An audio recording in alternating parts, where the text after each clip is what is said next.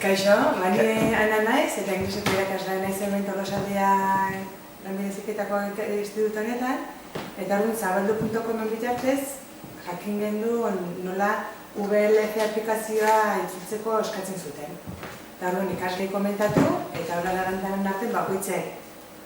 Ikasle bakoitzek bere erabiltzaile hitza eta jarri den doren, hasi ginen nahi zutenak, ikasle guztien tartean nahi zutenak hori itzultzen. Eta ara konturatu ginen, denak oso gustora zebiztela. Klase errun baten baino, asko zebetogo, asko motivatuago, eta oso gustora. Egunero sartzen zen, begiratzeko aber nola zijoan itzulpena, eta hori. Eta esango zenuke, gero bere kaxak zituela, etxen o... Nik, seguro, egin batetaz akordatzen ari naiz, eta bate baino gehiago pentsatzen dut, zeia ikasbaiek ez daude ikastetxen, baina pentsatzen dut jarraituko dutela beraiek aldutenean VLC hori izutzen. Edo beste aplikazioa bat? Edo beste aplikazioa bat. Vale.